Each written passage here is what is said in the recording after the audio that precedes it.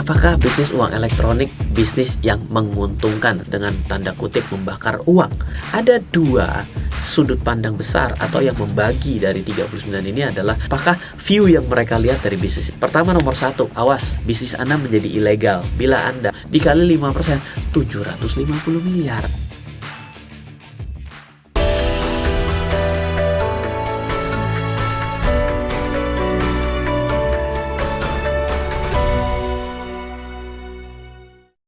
Halo semuanya, welcome back di RF Channel on YouTube. Masih bersama Ryan Filbert, praktisi dan inspirator investasi di Indonesia. Pada RF Learning kali ini kita akan berbicara mengenai apakah bisnis uang elektronik bisnis yang menguntungkan. Saya yakin sekali ataupun saya merasa ragu kalau Anda tidak pada saat ini tidak menggunakan uang elektronik. Uang elektronik pada hari ini berkembang menjadi dua hal. Satu yang ada berbasis aplikasi saja, dan juga satu adalah berbasis uang plastik ya, yang bentuknya tinggal di tap, bisa menggunakan untuk jalan tol dan lain sebagainya, berkembang. Dan keduanya ini bernama uang elektronik. Ya, apakah dengan era pada hari ini uang elektronik begitu ekspansif dengan tanda kutip membakar uang, dengan mereka membagikan bonus tertentu, cashback ini itu, memiliki potensi terhadap bisnisnya? Dan juga mungkin Anda adalah seorang pebisnis pada hari ini melihat bahwa bisnis Anda tertinggal dalam sudut pandang teknologi, dan juga mungkin mulai berencana untuk mengekspansi di bisnis Anda ke arah fintech dengan mencoba untuk memiliki uang elektronik.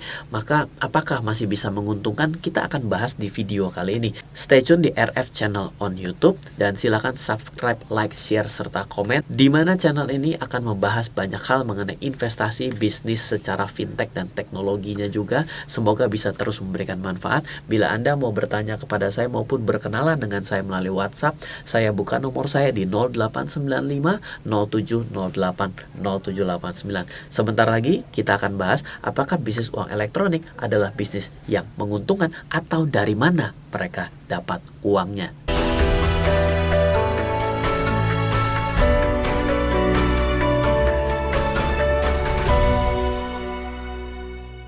Halo, welcome back di RF Channel. Masih bersama dengan Ryan Filbert di RF Learning. Kita berbicara pada saat ini mengenai fintech. Sesuai janji saya, di tahun 2020 saya akan banyak membahas fintech. Kalau Anda tertinggal dalam bentuk financial dan teknologi, maka Anda akan tertinggal banyak dalam banyak hal yang menguntungkan dalam hidup Anda yang tapi tidak Anda dapatkan. Kenapa? Karena pada hari ini adalah eranya. Oke? Saya tapi bahas pada video kali ini akan lebih kepada orang yang mau berbisnis, dan juga kita mau mencoba cari tahu dari mana sih sebenarnya si pebisnis uang elektronik ini mendapatkan uangnya. Ada 39 perusahaan penyedia uang elektronik ataupun e-money, tapi nanti terkonotasi menjadi salah satu produk gitu ya. Tapi karena ada salah satu bank yang sudah menggunakan namanya e-money, maka kita pakai namanya adalah uang elektronik, di mana uang elektronik per tanggal 24 Oktober tahun 2019 terdapat 39, di mana sumbernya Anda bisa cek untuk penyelenggara yang telah memiliki izin. Nah, ada dua sudut pandang besar atau yang membagi dari 39 ini adalah, memang satu adalah dia sudah memiliki industri jasa keuangan, dalam hal ini adalah perbankan, tapi dia memiliki uang elektronik. Dan ada juga kita-kita ini yang mau berbisnis uang elektronik pun diperbolehkan untuk bisa mengambil izinnya selama Anda memiliki kelengkapan datanya. Oke, sebelum berbicara mengenai legalitas, saya kira orang tidak akan berbicara pertama adalah legalitas, tapi yang dibicarakan adalah prospek dan bagaimana mereka bisa mendapatkan keuangan. Untungnya, padahal mereka juga melakukan bakar duit sampai dengan hari ini. Ya, bakar uang. Kenapa bakar uang? Ya, Anda bagi kayak cashback lah, bagi voucher lah, beli pulsa cuman 50% lah. Sebenarnya apakah view yang mereka lihat dari bisnis ini? Mari kita akan bicara. Pertama, nomor satu, awas, bisnis Anda menjadi ilegal bila Anda membuat sistem deposit dan saldo pada sebuah sistem bisa dijadikan sebagai alat bayar. Hal ini tanpa memiliki izin uang elektronik sebenarnya adalah ilegal. Jadi misalnya Anda tiba-tiba bikin sebuah aplikasi lah. Hari ini kan siapa aja bisa bikin aplikasi, di mana aplikasi itu ternyata Anda bisa beli pulsa. Anda harus deposit dulu. Deposit ini bisa lama.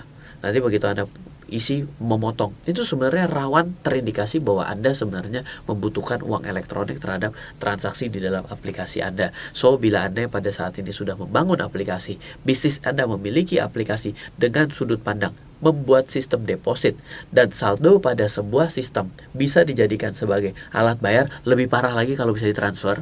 Hal ini tanpa memiliki izin uang elektronik sebenarnya kemungkinan besar adalah ilegal. Oke, uang elektronik diatur oleh Bank Indonesia karena yang namanya uang akan diatur oleh Bank Indonesia. Jelas saja uang elektronik diatur oleh Bank Indonesia. Jadi secara perizinan uang elektronik bukan pergi ke Otoritas Jasa Keuangan, tapi pergilah ke Bank Indonesia. Oke, saya mau membicarakan masalah legal-ilegal ya. Bagaimana bisnis model dari uang elektronik saat ini? Uang elektronik yang hari ini berkembang dan beberapa agresif sekali kasih bonus tanda kutip, mungkin mereka promo dan membakar uang dari perusahaan mereka. Mendapatkan keuntungan yang pertama adalah dari uang dari saldo yang mengendap dari rekening saldo yang ada di uang elektronik yang kita pakai.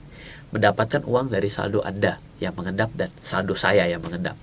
Di mana endapan saldo yang Anda miliki dapat disimpan dengan aturan sebagai berikut. Jadi sebagai sebuah provider nih, sebagai seorang penyelenggara uang elektronik, misalnya kita semua simpan, ada deposit kan tidak terpakai. Nah, deposit yang tidak terpakai itu boleh disimpan atau diarahkan kepada aturan yang ada di layar Anda. 70% dari total dana penerimaan uang elektronik, dana floating, bisa di Bank Umum Kegiatan Usaha Buku 4, surat berharga SBN, hingga sertifikat Bank Indonesia.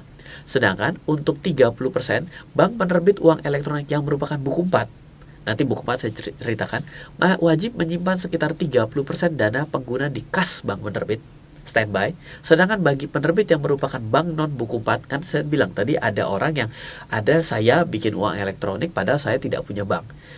Bank non buku 4 dan lembaga selain bank wajib menyimpan 30% dana tersebut di giro bank buku 4. Jadi ada bank yang bukan buku 4 tapi punya uang elektronik, ada juga lembaga selain bank saya itu wajib menyimpan 30% dana tersebut di giro bank buku 4. Jadi artinya buku 4 ini mendapat ketambahan omset dengan yang namanya adanya uang elektronik. Kenapa? 70% masuk ke dalam Bank Umum Kegiatan Usaha Buku 4. 30% harus masuk di giro Bank Buku 4. Di mana Bank Buku 4 di Indonesia cuma ada 6. Apa sih Bank Buku 4?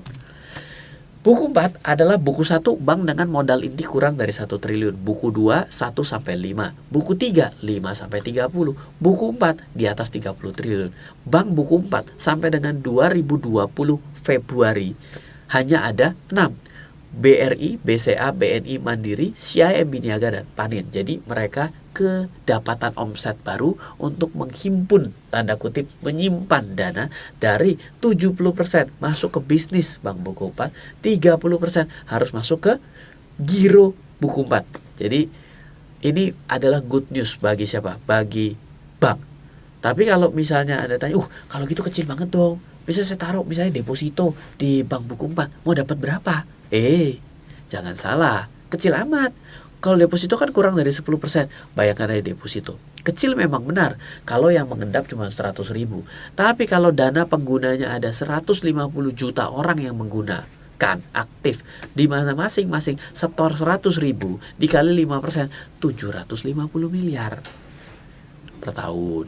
Jadi, jangan heran kalau semua uang elektronik berusaha memperbesar akuisisi usernya.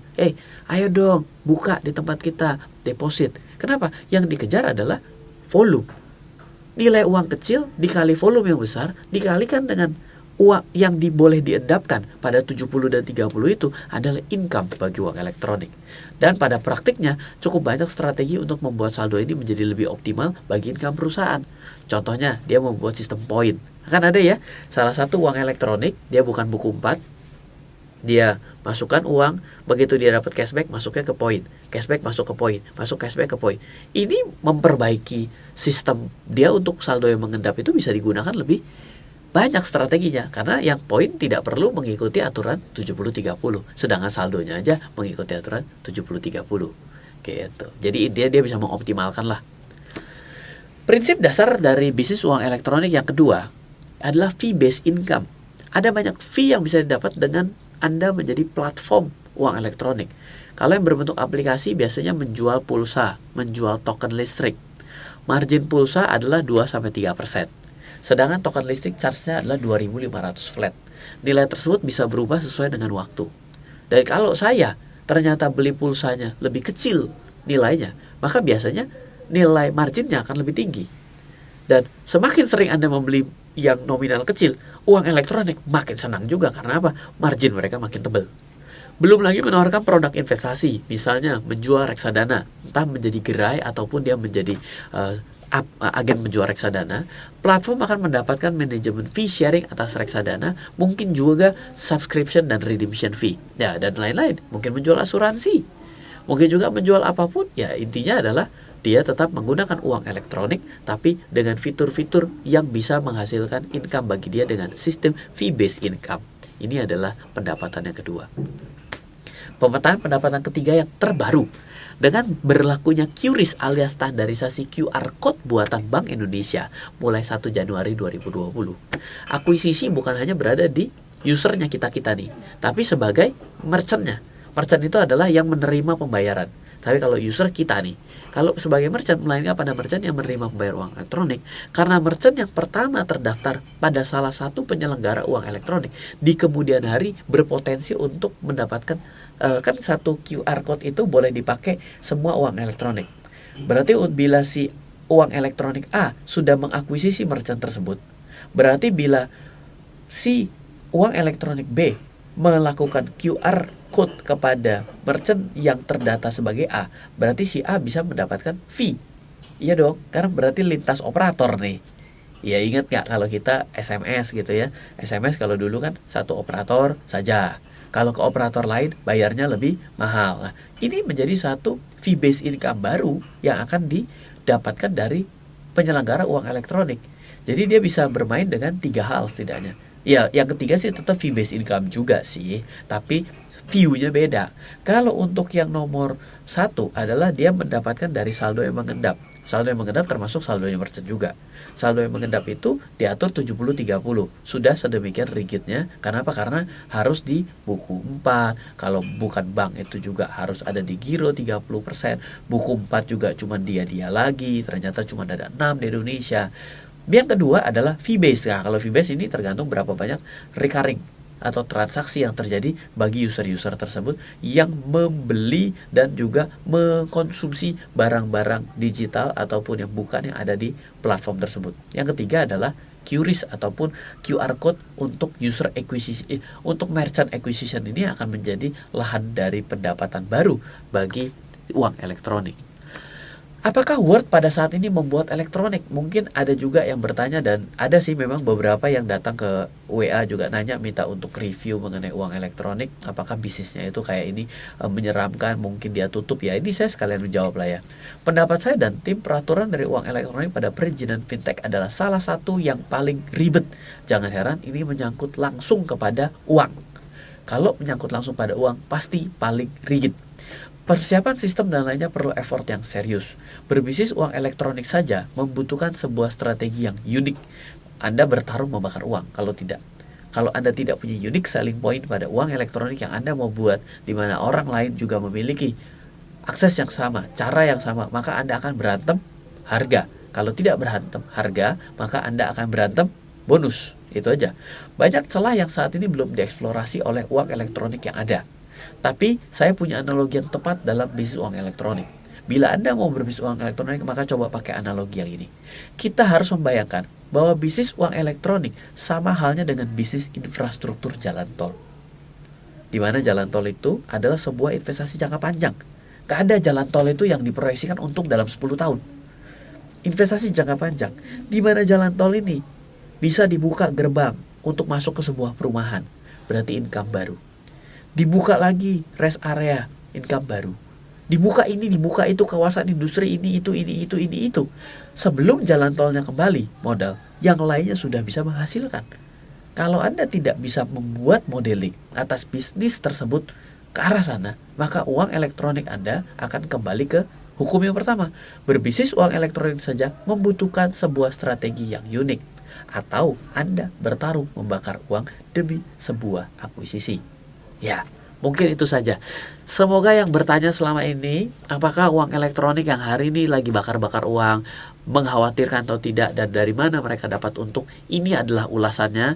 Dan memang tim saya terbagi menjadi salah satunya adalah tim fintech yang banyak sekali mengkonsultani perusahaan-perusahaan terkait dengan bisnis fintech. Bila Anda pada saat ini tertarik untuk bisnis fintech dan juga membutuhkan informasi dan juga membutuhkan konsultan dan lain sebagainya, advisory, Anda bisa menghubungi tim saya di 0895 3333300789. Sekali lagi, bila Anda ingin mendapatkan informasi terkait fintech lebih jauh, Anda bisa menghubungi tim saya ataupun bisa menghubungi agar bisa meeting dengan tim saya di 0895 33330789. Dan bila Anda mau mendapatkan informasi dari edukasi-edukasi yang selalu saya berikan, Anda bisa add WhatsApp saya, kenalan dengan saya, bertanya dengan saya di 0895 07 08 0789. Semoga bermanfaat sharing kali ini. Jangan lupa bagikan, share, serta like dan komen di video kali ini. Salam investasi untuk Indonesia dari saya, Ryan Filbert.